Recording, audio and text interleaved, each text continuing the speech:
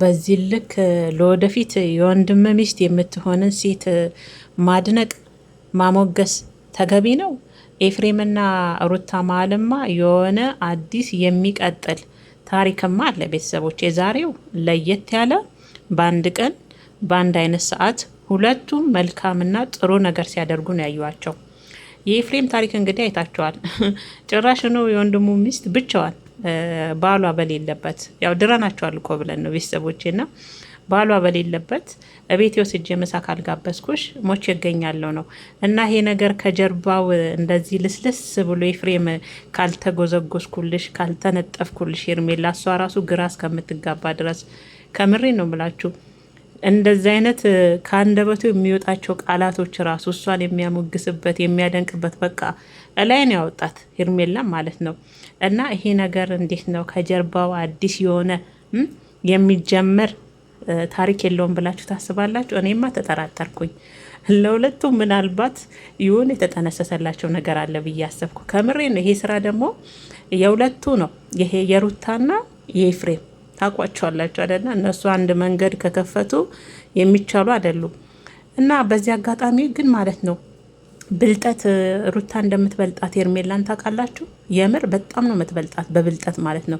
እችኛዋ በቃ ምንም አታውቅም። በቃ ሰው እሷም እንደዛ ሆና ስለመጣች ሌላ ሰውም እንደሷ ሆኖ ከቀረባት በቃ እሺ ነው፣ በአንዴ እሺ ነው። እና በጣም ነው የገረመችኝና ቤተሰቦቼ ታዲያ ምን ተፈጠረ መሰላችሁ? እንዴት ነው ሄደችለት፣ ተቀበለች፣ ቤት ድረስ ሄዳ ልትጋበዝ ምናምን ብላችኋል።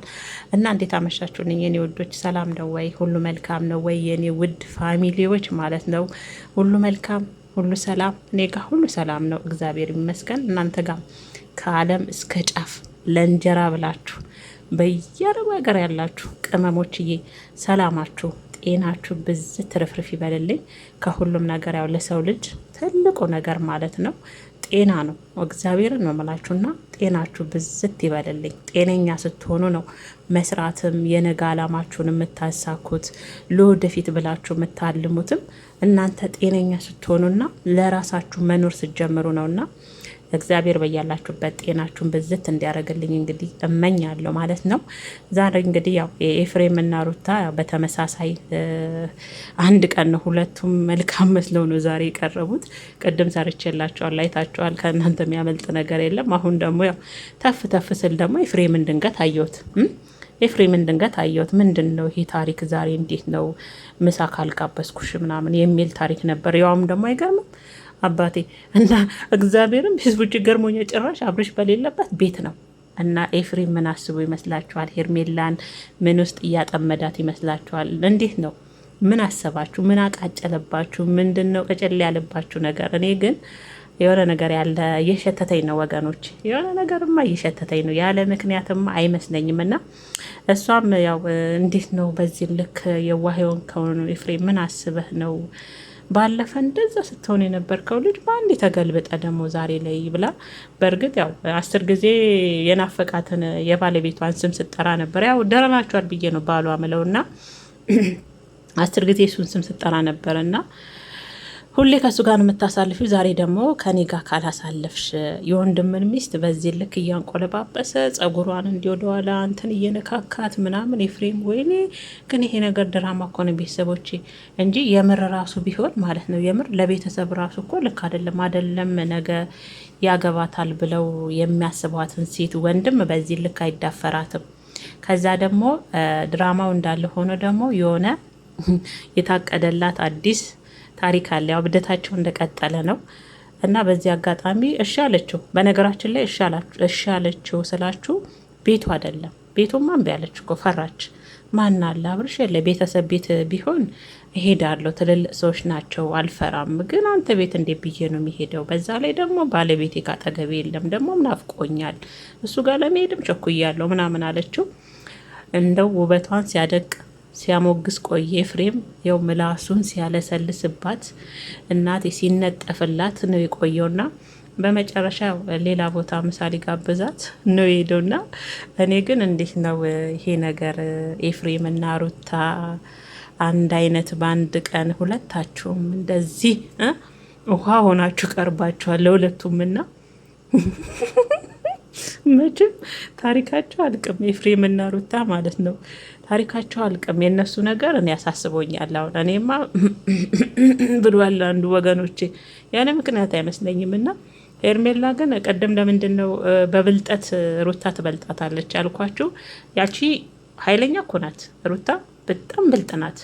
እንኳን ሊሸጧት አይደለም ገና እንኳን ሊሸጧት አይደለም ገና ሲያስማሟት እንኳን ነቄ የምትል ወዲያው ነው። ፈላኮ ናት ከምር ወዲያው ነቄ የምትል ናት። እችኛዋ ግን የለችም። ልስልስ ብላችሁ ውሃ ሆናችሁ ቆዳችሁን አለስልሳችሁላት ከቀረበች እቺ ሄርሜላ የለም በቃ ታምናለች ሁሉም ማለት ነው። እግዚአብሔርን ለዛ ነው እንደዚህ ያልኳችሁና እንግዲህ ተያይዘው እጇን ሁሉ ይዟት ነበረ ኤፍሬም። እንደው ማስለቀቀችው እንደገና ደግሞ ያዘ። በዚህ አጋጣሚ ማለት ነው ካሜራማኑ ምን አስበ ነው የሰው ንብረት ከኋላ እንደዛ ሲውረገረግ ሲጨፍር መቅረጽ? እሷ እኮ እንደዛ ዝንጥፋ ብልጭ ብላ የመጣችሁ እናቴ ሰውየው ጋር ሊር ነው አለች። ደግሞ ሰውየው ስላችሁ እንዳትናደዱ፣ ምንድን ነው ሰውየው ነው ከዚህ የበለጠ ከላይም ከታችም እንትን ካለ በኋላ እና ወጣት ነገሩ ትቀየማላችሁ እኮ እንደዚህ ስላችሁ። በነገራችን ላይ ግን ማለት ነው ከምር በጣም የአብርሽ ቤተሰቦች ግን በጣም እኔ ምን እንደምላችሁ አላውቅም። የአብርሽም የሩታን ቤተሰቦች ታከብሩኛላችሁ ከምር። እኔ እንደውም እንዲህ አንዳንዴ መስመር ዘለል ብዬ ስናገር ራሱ ክፉ ቃል ያወጣችሁም ብዙ ጊዜ ታዘባችኋለሁ ከምር እና አመሰግናለሁ። እግዚአብሔር በቃ ጨዋ ናችሁ። ደግሞ አስተምሪያችኋለሁ። በተለይ አብርሽ ቤተሰቦች አስተምሪያችኋለሁ።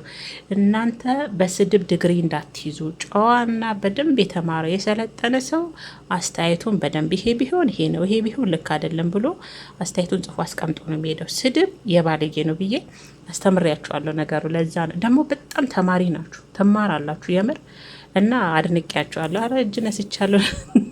የእውነት ያክብራችሁ። እኔ ታከብሩኛላችሁ እግዚአብሔር ሁላችሁም።